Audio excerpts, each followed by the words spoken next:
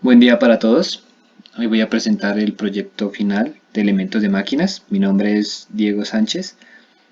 Eh, Pertenezco al grupo de desarrollo número 1 y el docente a cargo de la materia es Miguel Fernando Montoya Vallejo. En esta presentación veremos un análisis para un eje Cardan aplicado a una bicicleta. Primero se verá el diseño del eje, posteriormente el diseño de los engranajes cónicos rectos. Por último será el análisis en un sistema de ordeño en donde evaluaremos una correa tipo B. Las bicicletas con eje cardan. A diferencia de las bicicletas convencionales, una bicicleta con eje cardan se compone de un eje sólido, transmite potencia por medio de un eje sólido. Esto, aunque no es muy común, tiene bastantes ventajas, como por ejemplo la vida útil del eje, la manera en la que transmite la potencia es mucho más suave, puede transmitir mayor cantidad de par y su mantenimiento es casi nulo, ya que este solo necesita cambios de aceite. Este será nuestro sistema principal. En la figura podemos ver el sistema completo en donde tenemos los dos juegos de engranajes, nuestro sistema de apoyo que sería por medio de una carcasa, los rodamientos y el eje. Hablaremos primero del diseño del eje. Podemos ver aquí un diagrama de flujo de potencia a la izquierda en donde podemos ver cómo la potencia entra por el eje del pedal o pedalier, se transmite por el eje cardan y sale al eje trasero. Podemos ver también la ubicación de los apoyos y los dos pares de engranajes. Para este caso usamos este tipo de rodamiento. Se pueden usar rodamientos de rodillos o de bolas y su método de sujeción. Primero haremos una caracterización de fuerzas. Aquí podemos ver un plano de nuestro eje para analizar. Este eje está sometido a ciertas cargas. Las cargas verdes son apoyos, es donde van ubicados los rodamientos, y las rojas donde están los engranajes. Y en la tabla de abajo podemos ver los valores de estas cargas. Sabemos que los engranajes cónicos tienen tres componentes: tangencial, radial y axial. Las axiales no las vamos a analizar ya que el esfuerzo que producen es bastante pequeño. El diagrama de momento vector y cortante se realizó para los planos XZ y XY. Lo que se hizo es usar las ecuaciones de singularidad en un programa de graficación que se llama GeoGebra y se obtiene el momento y torque máximo. Ahora veremos la resistencia a la fatiga corregida. Para esto primero se asigna un material, ya que no va a estar sometido a ambientes con mucha corrosión o altas temperaturas. Se elige una IC 1045 y aquí podemos ver algunas de las propiedades de este material. Para hallar la resistencia corregida, primero hallamos la resistencia y ya que es un acero, usamos la mitad y se proceden a calcular los factores de K sub A, K sub E. K sub A, por ejemplo, es un factor de acabado. Este eje se produce por medio maquinado, se fabrica por medio maquinado y se halla K sub A. K sub B es un factor de tamaño. K sub C, ya que tenemos flexión y torsión, se toma como 1. K sub D, como trabajamos a temperatura ambiente, también lo tomamos como 1. Y K sub E se usa un factor de confiabilidad del 99,9% y se halla K sub E. Con estos valores podemos hallar la resistencia corregida. Ahora vamos a hallar los factores de sensibilidad. Usamos las siguientes tablas, se usó las siguientes tablas y se hallaron los factores de confiabilidad tanto para flexión como para torsión.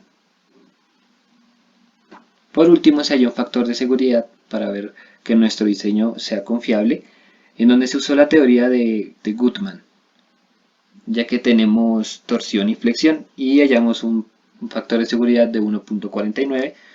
Ya que este valor es mayor a 1, podemos decir que nuestro eje es seguro. Por último, revisamos la deflexión por medio de SolidWorks y podemos ver que los valores de deflexión nos dan la confianza de que nuestro diseño es correcto. Ahora veremos un diseño de engranajes cónicos. Primero, en las tablas podemos ver algunos datos que usaremos durante todo este diseño, datos geométricos y también datos físicos como potencia y fuerzas. Hay que aclarar que se diseñaron por pares, como se muestra en la figura de derecha, donde tenemos dos pares de engranajes y las cargas, las fuerzas que vimos anteriormente. También tenemos el diagrama de cuerpo libre con las tres cargas, radial, tangencial y axial. Primero se determina un índice de calidad, en donde tuve en cuenta dos factores. Primero, la aplicación y segundo, la velocidad tangencial. Se halló una velocidad tangencial, como vemos en la tabla de la derecha, que está en metros sobre segundo, y al convertirlo podemos ver que no supera los 800 pies por minuto. De hecho, es bastante baja, por eso tomamos un índice de calidad. Se toma un índice de calidad igual a 8. Ahora se determinan unos factores K. Primero vamos por un factor dinámico que se halla por medio de ecuaciones usando el factor de calidad, el índice de calidad. Luego uno de distribución de carga que tiene que ver con el ancho de cara. Un factor de aplicación A, ya que la bicicleta en sí, la persona que va a estar sobre la bicicleta no genera impacto ni moderado ni fuerte, se toma como 1. Y un factor de tamaño, ya que la ACMA no ha establecido estos factores, se toma igual a 1. Y como el tamaño del diente es un tamaño estándar, entonces se deja este factor con este valor. Por último, se calcula un factor de engranaje cónico KX, ya que son cónicos rectos, este factor también es igual a 1. Luego procedemos a calcular un factor geométrico J, ya que este se calcula con tablas y el juego de dientes daba algunos problemas, traté de ser lo más preciso en estimar este factor. Por último, ya con estos factores K y el factor geométrico, más los datos que tenemos en las tablas de arriba, procedemos a calcular el esfuerzo a flexión, dando los siguientes resultados. Ahora calculamos la resistencia a la fatiga por flexión corregida. Primero hay que hallar otros factores. Primero un K sub L que corresponde a número de ciclos. Para determinar el número de ciclos se supone que la bicicleta tendrá que usarse durante todos los días del año, recorriendo 10 kilómetros, y llegamos a los siguientes valores de número de ciclos. Ya que está en el orden de 10 a la 6 ciclos, se toma la ecuación mostrada en la figura y se calcula K sub L. Luego, un factor de temperatura, ya que como hemos mencionado anteriormente, nuestro caso no trabaja con temperaturas altas y el aceite que se va a usar o la grasa que se va a usar no supera temperaturas muy altas, se toma KT igual a 1. El factor de confiabilidad se hace con 99,9 como para el eje, con un factor de 1.25. Y la resistencia se toma primero una resistencia dada por la ACMA, que es 230 megapascales. Se procede a calcular la resistencia corregida y un factor de seguridad que es mucho más alto a 1. Por lo tanto, podemos estar seguros de que nuestro diseño no va a fallar por flexión. Esfuerzos superficiales. Para esto vamos a tener en cuenta que los coeficientes C son los mismos calculados anteriormente, los factores K son iguales a los factores C, y procedemos a calcular un torque.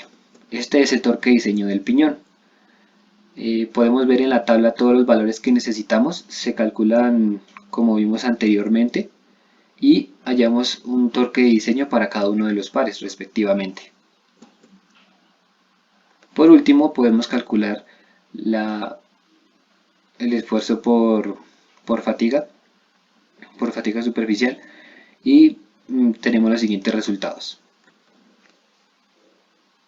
Ahora vemos la resistencia a la fatiga superficial, en donde ya tenemos todos los datos para poder hallarlos.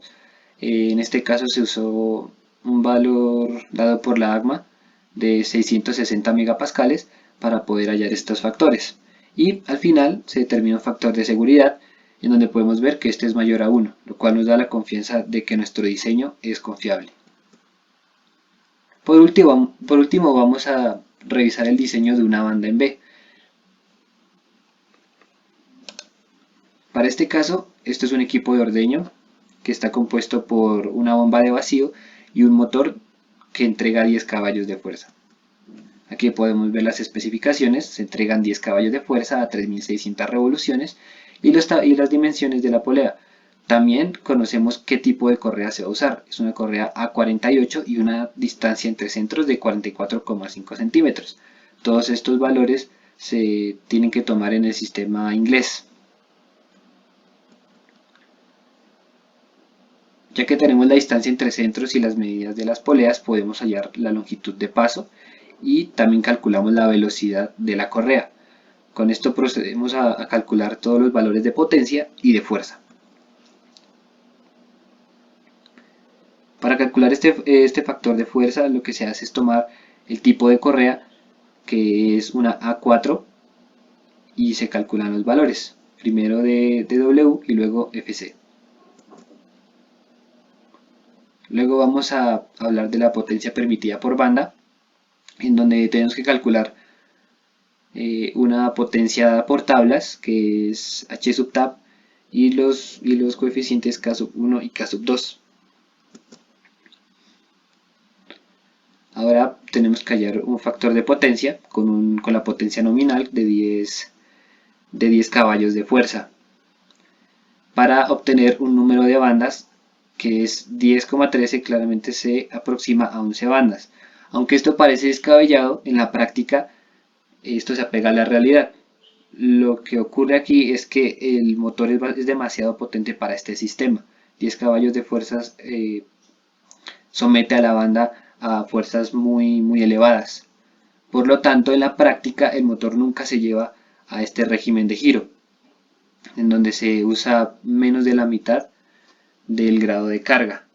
De hecho, en la práctica, cuando se sometió este motor a esta potencia, pudimos ver que las bandas, podemos gastar hasta 2 bandas por semana. ¿Cuál sería una solución para esto?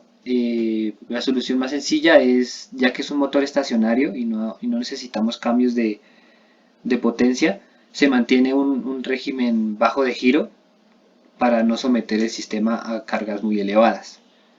También una solución que se podría contemplar es usar un motor con menos potencia. Sin embargo, el motor de 10 caballos se usa ya que a este régimen de giro el consumo específico es muy bajo. Si se usa un motor con menos potencia, este va a consumir mucho más. Por último, con todo esto podemos determinar todas las fuerzas que están sobre la polea, como vimos en el diagrama de fuerzas anteriormente.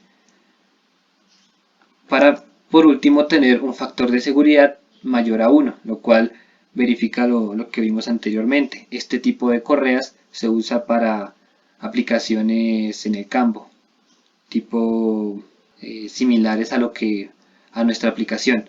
Por lo tanto, esta correa está bien usada. En la práctica se usan 2 correas para poder garantizar un buen uso. Gracias por su atención.